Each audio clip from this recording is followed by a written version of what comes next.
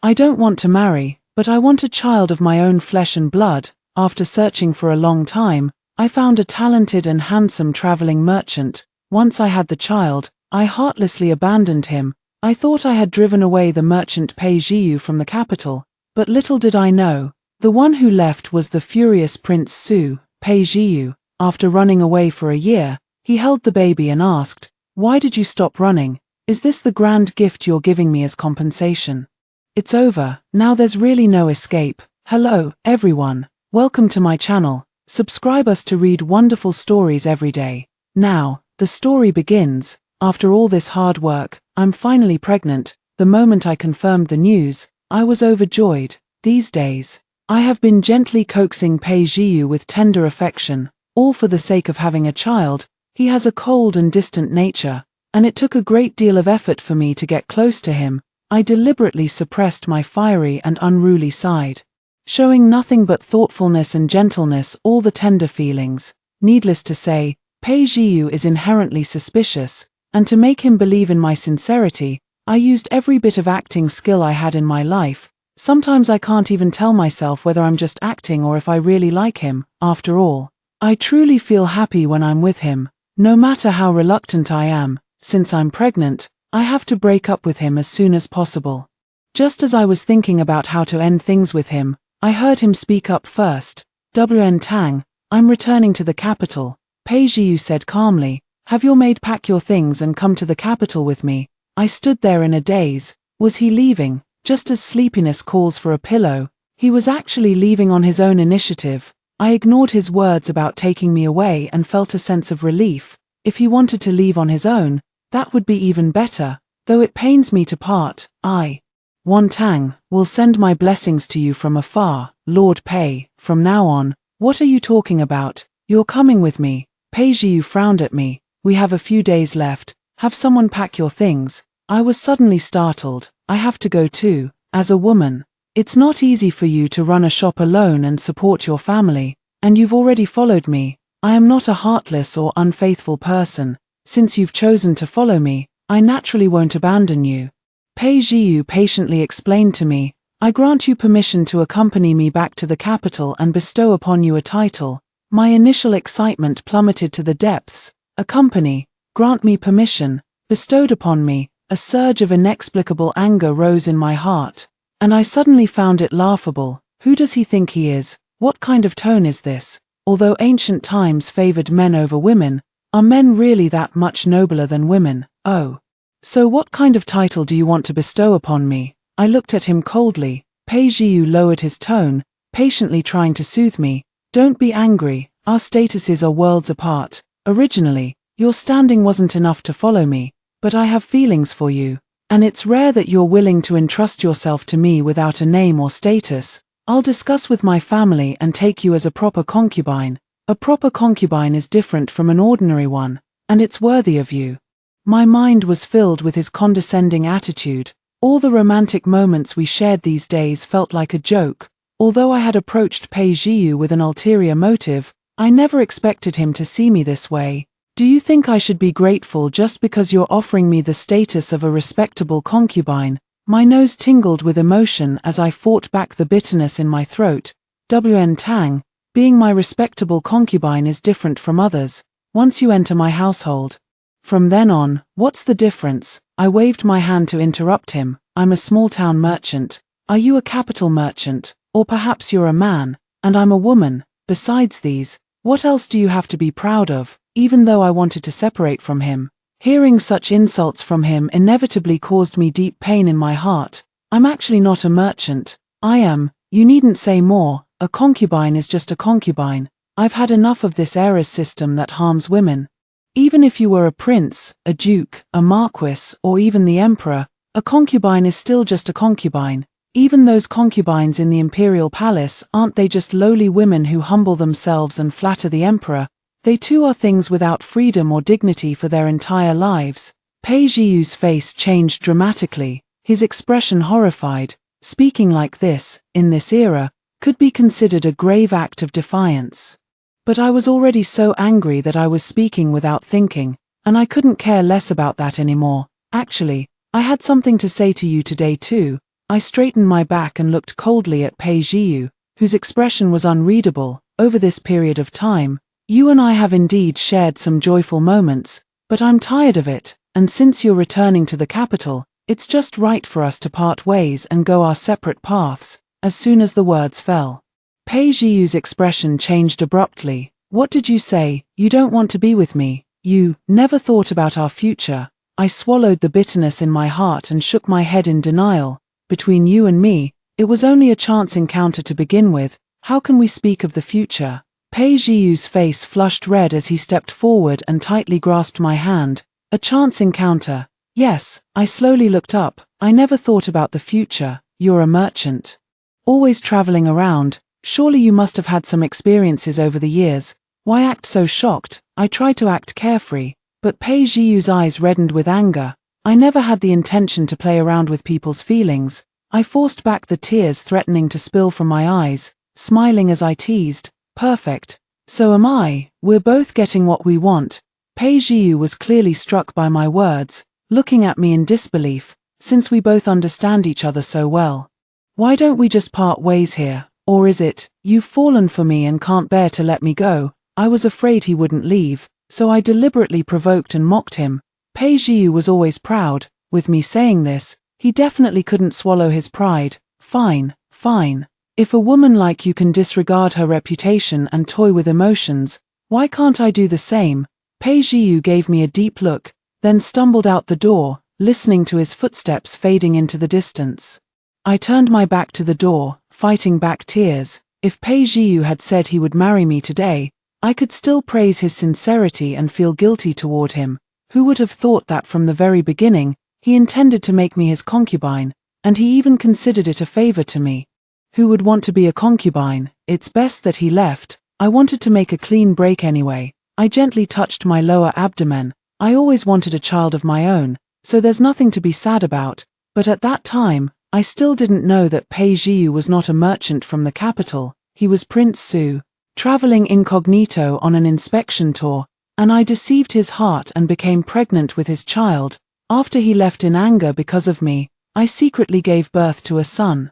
I traveled through time to get here. Not long after I arrived, I encountered my father favoring his concubine over his wife, and my grandmother tormenting her daughter-in-law. My mother was so upset that she cried every day. In this ancient era, how difficult is it for women?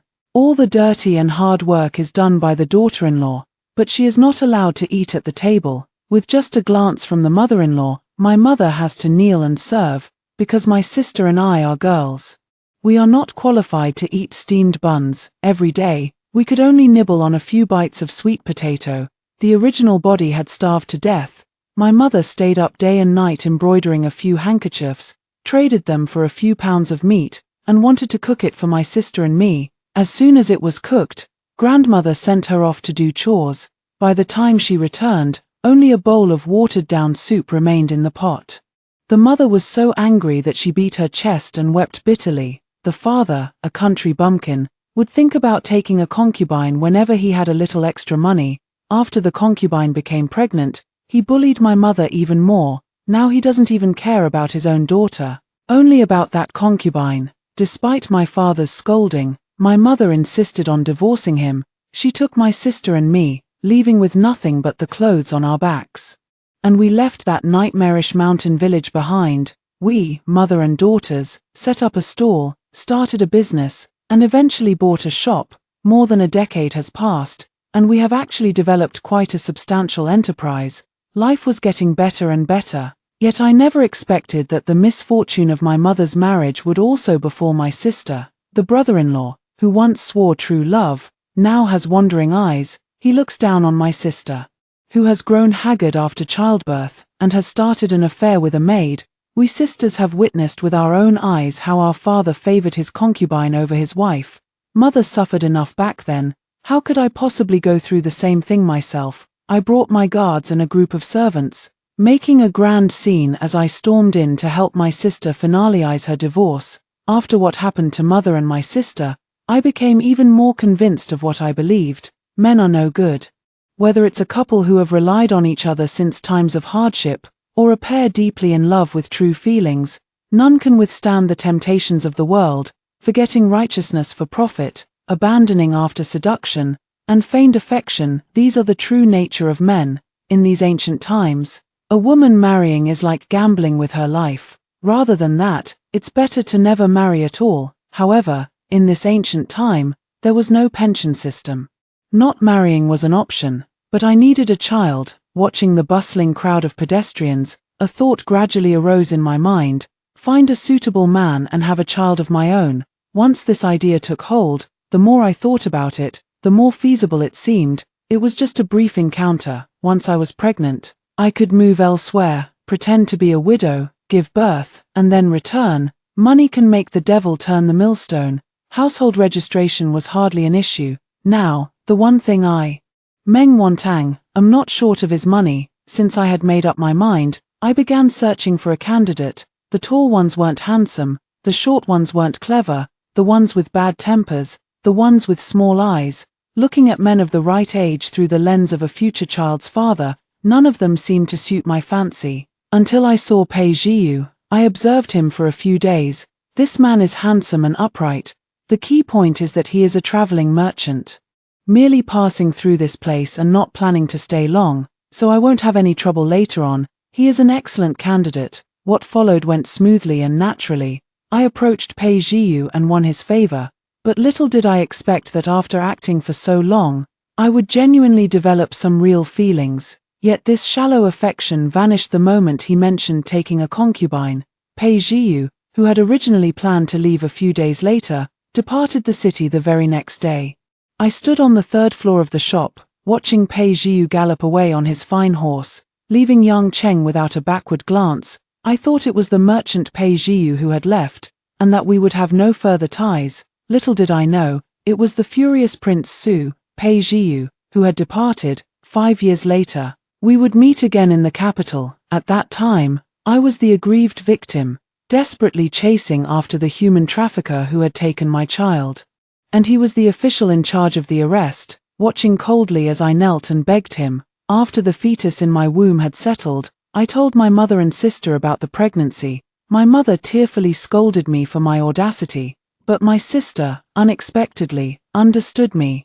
After going through the marriage and then the separation, I've learned my lesson. Since things have come to this, it's better to think carefully about what we should do in the future. My sister has become much stronger since her separation. I hid in the backyard to nurture my pregnancy, and when my loose clothing could no longer conceal my baby bump, I left for another place with my mother. A year later when I returned, I was already a widow who had lost her husband, seeking refuge at my parents' home with the posthumous child I had given birth to. For several years, I lived in constant fear and vigilance, but no one ever came looking for me. The shop's business grew better and better, and no one ever questioned the child's identity, so I finally let my guard down completely. I still remember how pained and furious Pei Jiu was before he left. I had originally worried that he wouldn't let the matter rest. It turns out I was overthinking it. He probably got married and had children long ago, completely forgetting about me. I smiled as I looked at the flowers and plants filling the courtyard, grateful for the decision I made back then. If I had really married someone in this ancient era, would I still be enjoying such a carefree life now? I would inevitably have to serve my in-laws, follow the rules, be confined to the deep courtyards, and live a life of melancholy. In recent years, the Meng family's business has grown larger and larger. Although it is managed by 3 widows, no one dares to underestimate them. Just as I was lost in thought, the servant at the door hurriedly ran in. My heart sank instantly. This servant is specifically responsible for picking up Yun Mu and Yun Shu from school. Yun Mu is my son, and Yun Shu is my sister's daughter. Why is he running back in such a panic at this time? I followed his figure with my gaze as he ran outside. Where are the children? Shopkeeper, it's terrible. The young master and the young lady are missing. What do you mean, missing? I arrived early at the school gate today and waited until all the children had left, but I never saw the young master and the young lady come out. I've been searching along the road for a long time, but I haven't seen any sign of them. My sister, who had rushed over from the backyard, fainted on the spot. Our 2 children would never run off without saying a word. I hurriedly ordered people to search for them, and Dr. Xiao from next door rushed in anxiously. Dr. Xiao is my sister's second husband. They just got married last year and have a very good relationship. He practices medicine right next door. They searched until dark but still couldn't find any trace of the two children.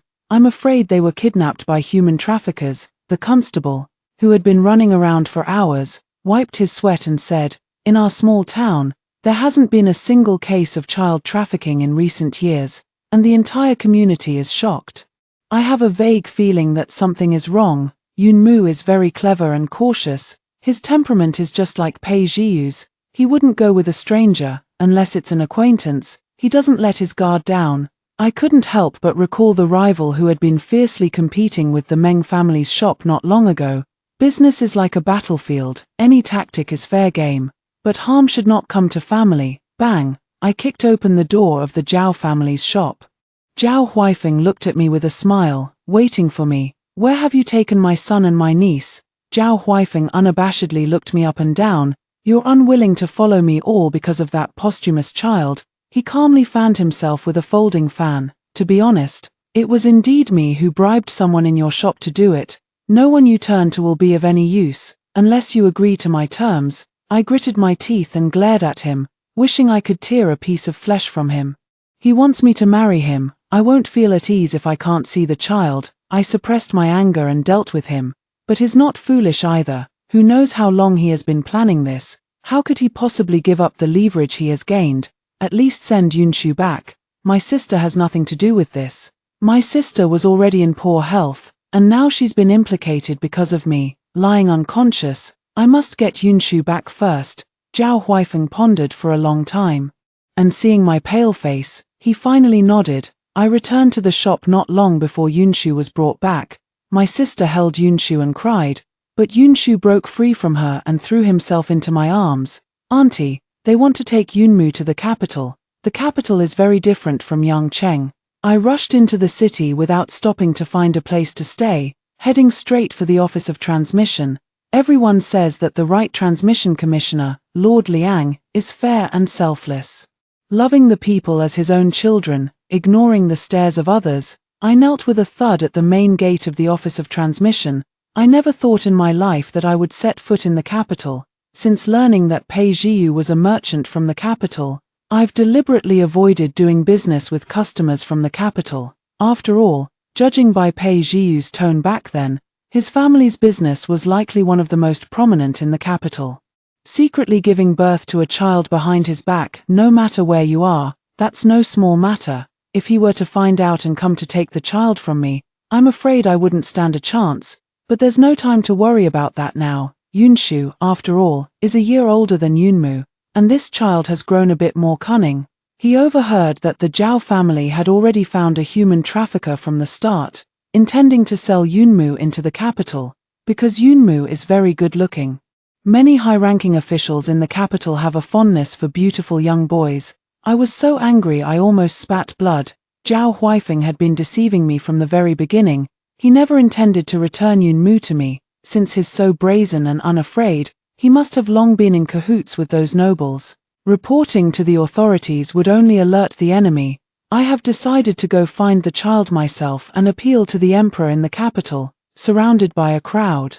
With people pointing and whispering, I know I must look utterly disheveled, but I can't afford to care about that anymore. "Madam, the right transmission commissioner is not here at the moment." The bailiff nearby came to shoo me away. "You go back first. Come again tomorrow." "Sir, please help me. Tell me, where is the right transmission commissioner?" I was so anxious that tears welled up in my eyes. "Young man, my son has been abducted by villains. That person has connections. I can't delay." Seeing me in such a pitiful state, the people around also spoke up for me, and the bailiff finally gave me a quiet tip. "Go to the 10 Flavors Pavilion. The official is meeting an important person there today." Without time to ask about the important person, I scrambled to my feet and ran in the direction he pointed. I asked for directions all the way to the 10 Flavors Pavilion. From afar, I could see several imposing men standing at the gate. I didn't bother to ask who was who. Spotting the man who matched the description of the right transmission commissioner, I rushed forward and knelt down. "I beg your excellency the transmission commissioner to save my life.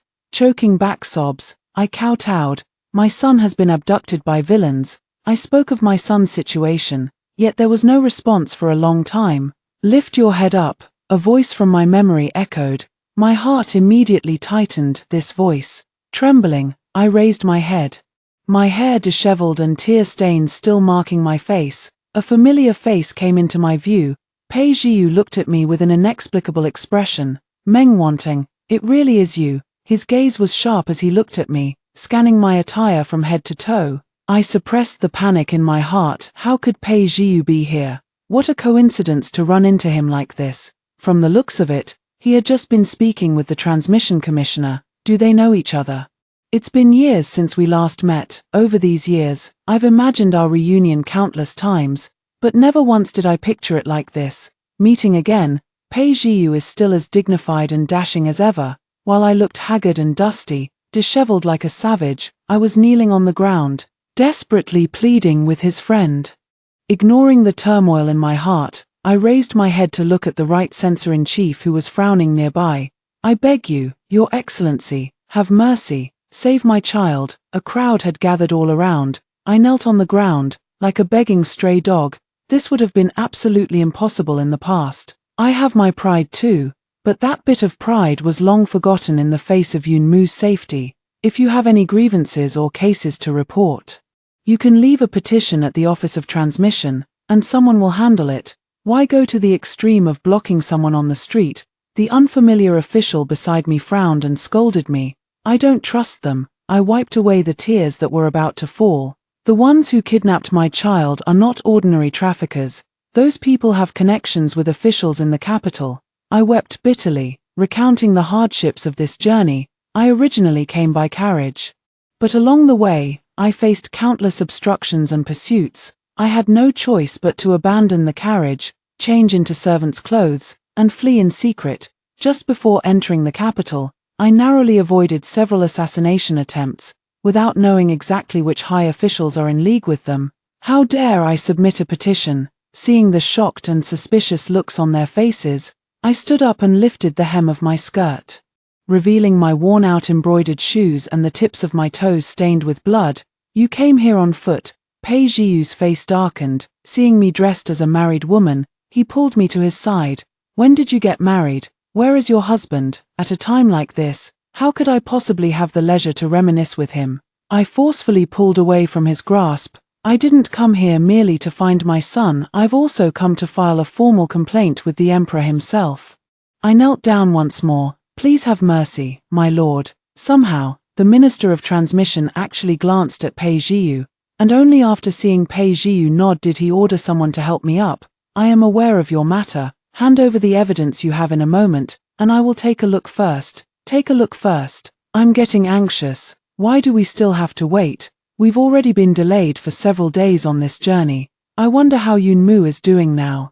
I also don't know if the efficiency of these ancient officials is high. How much longer do we have to wait? Sir, can't you arrange for someone to look for the child first? I followed behind them, pressing further. Sir, you could send someone to look for the child first. Mengshe. Pei Jiu narrowed his eyes slightly, his tone very firm. You have already broken the rules, and the Grand Secretary has exceptionally accepted your case.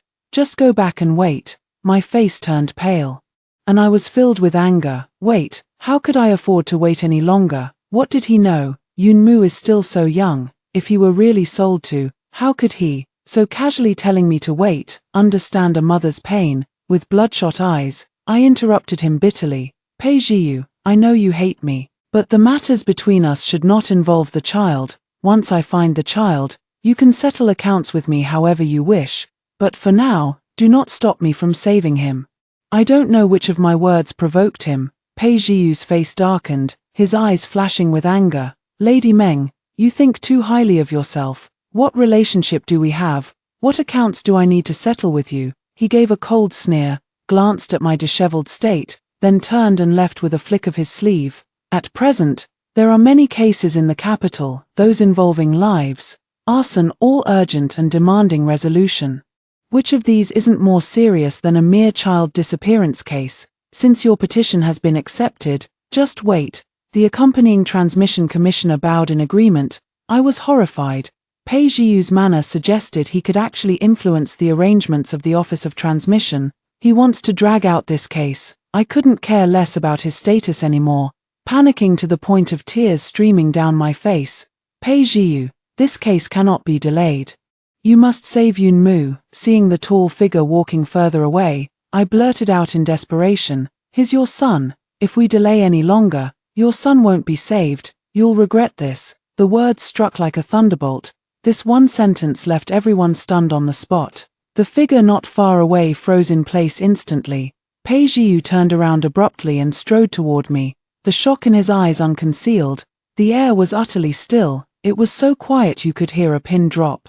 "You actually married someone else with my son." Pei Zhiyu grabbed my arm angrily, the pain making my face turn deathly pale. "That's not important." "How is it not important? When did you give birth? When did you get married? This isn't important." I was so angry I kicked him. "Hurry up and find the child." Pei Zhiyu's face turned pale as he suddenly snapped back to reality, turning around and shouting at the people behind him. "What are you waiting for? Go find him now, spread the word. No matter which official or noble it is, whoever dares to harm my child, do not blame me for being ruthless." With that one command, the entire capital's forces were set into motion. I stared blankly at the furious Pei Zhiyu. My prince? He's not a merchant, but a prince. I suddenly felt uneasy, regretting the words I had just blurted out. If he were a merchant, I might still try to fight for custody of Yunmu, but if he's a prince, after Yunmu returns, will he try to take my child away? "You just said, this prince." I suppressed the panic in my heart and forced a smile. "Is it possible that your surname is Wang? You two already have a child together, and you don't even know his identity?" The unfamiliar official from before looked utterly shocked. "This is the esteemed Prince Su of our great Jin dynasty." I stood frozen in place, feeling a chill run through my entire body. That legendary, unpredictable, cold-hearted, and ruthless Prince Su, seeing my stunned expression. Pei Zhiyu let out a cold laugh. "What, are you scared now? Back in Yangcheng, you were quite bold." I trembled and lowered my head. In this era, the nobility could take a life with just a frown. "Go clean yourself up first. There will be news soon." "No need," I instinctively refused. "Or do you want the child to see you in such a disheveled state?" Pei Zhiyu frowned deeply, his gaze fixed on the bloodstains on the hem of my skirt. I mumbled in agreement and turned to walk toward the inn. When Pei Zhiyu suddenly asked another question, "What did you say the child's name was?" I paused in my steps, took a deep breath, and answered softly, "Yunmu." "Understood." Pei Zhiyu's originally cold voice instantly softened a little. I turned my back to him, closing my eyes in despair. He must have guessed it. As the year draws to a close, time slips away. I gave birth to the child right at the end of the year, and the baby looked just like Pei Zhiyu. I immediately thought of this saying, "Time flies, and waits for no one. Cherish everything you have in the present." The child's name comes from the "you" in Pei Zhiyu. 5 years ago, when we broke up, I once uttered harsh words. Just a fleeting affair. But Yunmu's name gave everything away. I have never forgotten Pei Zhiyu. "Does your husband know that you married him while carrying my son and still holding me in your heart?" Pei Zhiyu's sinister voice sounded behind me. My heart suddenly leaped into my throat. Between marrying someone else while carrying his child and scheming against him, which one would make him angrier? I silently weighed the pros and cons in my mind, breaking out in a cold sweat from anxiety. "Lady Meng, you'd better think carefully before you answer." The sound of footsteps behind me grew closer, and Pei Zhiyu stopped by my side. "Given the circumstances, I am not one to be easily fooled." Pei Zhiyu leaned in close, his cold gaze fixed on my rigid form, his words carrying a subtle but unmistakable pressure. I changed my clothes and stood anxiously at the top of the stairs. Pei Zhiyu sat in the main hall, emanating an aura of fierce authority. The situation was urgent. The tavern had been requisitioned as an investigation office, with officials constantly coming and going to report to him. "What are you still standing there for?" Pei Zhiyu had turned around at some point, looking at me expressionlessly. He was in a very bad mood. I forced a smile at him. I still needed his help to find my son, so I had no choice but to flatter and please him. "If you don't want to smile, then don't." "What? After getting married, you've even forgotten how to smile?" It seems your new husband isn't treating you very well either. Listening to Pei Zhiyu's sarcastic remarks, I forced a dry laugh. He once asked me if my husband knew that I was carrying his child while still holding him in my heart as I married another.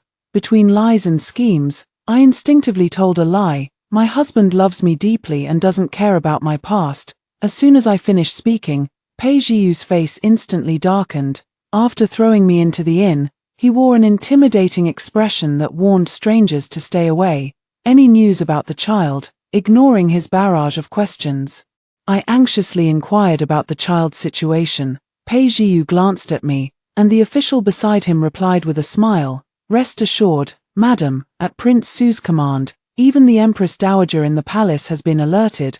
I believe we will have results soon, not a moment without Yun Mu, and my heart cannot rest for a moment. Could they become desperate and kill the hostage?" I anxiously pressed on. Such things are not uncommon in TV shows of later times. Pei Zhiyu frowned at me. "A cornered dog will leap over a wall. Do you think my personal guards are all dead?" Ahem, not only the prince's guards, but the emperor's shadow guards from the palace have also sent people, the official added, and the Empress Dowager's Phoenix guards. What I didn't know was that Pei Zhiyu had never been close to women since childhood. His temper was unpredictable, and he was almost 30 without anyone to attend to him. The Empress Dowager and the Emperor tried every method, even suspecting he might prefer men, sighing all day long, fearing the Prince Su line would come to an end. Today, I dropped a bombshell on the street with the words, "Pei Zhiyu, your son is about to be sold to that kind of place." The news reached the palace, and the Empress Dowager was so shocked she nearly fainted. The Emperor flew into a rage. The Emperor's wrath leaves a million corpses in its wake. Moreover, Prince Su himself is notoriously ruthless. With a heart hard enough not to bat an eye, now the entire capital is in a state of panic and suspicion, with everyone on edge who would dare to act recklessly in desperation. After all, I'm not a true ancient. My understanding of the imperial family's intimidation in this era is still somewhat shallow. Seeing that no one was explaining anything to me, I could only suppress the anxiety in my heart. Twisting my fingers as I stood to the side, the special department was dispatched. And the effect was immediate. The night was deep, and the hall was filled with lit candlesticks, illuminating the room brightly. In a daze, I watched the flickering lights and suddenly heard the call from my dream. "Mother." Suddenly feeling weak all over, I turned around abruptly. The familiar little dumpling rushed into my arms like a cannonball. "Yun Mu." All the worries and hardships of these days turned into tears. I cried as I frantically felt over my son's small body, until someone lifted the child up in their arms. Yun Mu was carried by Pei Zhiyu to the table in the main hall, where he carefully examined the son he had never met. The gazes of everyone in the hall were fixed on Yun Mu's face. No one doubted my words. Yun Mu's features and contours were strikingly similar to Pei Zhiyu's. Yun Mu looked at the somewhat familiar uncle in surprise. "Uncle, you're really good looking," he said with a grin. "You must be as handsome as my father." I felt a sense of foreboding and quietly took a step back. What a strange thing to say. "What do you mean I must be as handsome as your father? What does your father look like? Don't you know?" Pei Zhiyu narrowed his eyes and glanced at me, who looked uneasy. "Between your father and me, who is truly more handsome?" Yun Mu shook his head blankly. "I don't know. My mother said my father is the most handsome, the most majestic, and the most talented man in the world. But I've never seen my father. Heaven has forsaken me." My heart was pounding with anxiety. I kept my head lowered, not daring to meet Pei Zhiyu's icy gaze. "Oh Tilda, why haven't you ever seen your father? Didn't your mother get married?" Pei Zhiyu's voice grew increasingly gentle, yet I could sense extreme danger beneath his low tone. Trembling all over, I tried to interrupt their conversation. "Yunmu, my mother is a widow. My father died before I was born. I have no other father." Yun Mu's innocent and childish voice echoed through the hall. The air seemed to freeze. I cautiously looked up to see Pei Zhiyu glaring at me fiercely, his chest heaving with barely contained rage. "Mengwant, how dare you go around saying that I'm dead? I really didn't mean to. No, I actually did it on purpose. But I had no choice. Yet I can't explain the reason for this lie." I silently lowered my head and simply stayed quiet. After coaxing Yun Mu to sleep, Pei Zhiyu sat at the table. eyeing me coldly. "Now, I can't hear a single word of truth from your mouth," he sneered, watching me unhurriedly. "What other lies do you have? Make them up. Keep making them up. I'm telling you in advance. I've already sent people to the outskirts of Yangcheng to bring the midwife who delivered you, the doctor who treated you, your family, and your friends, all of them, to the capital. You won't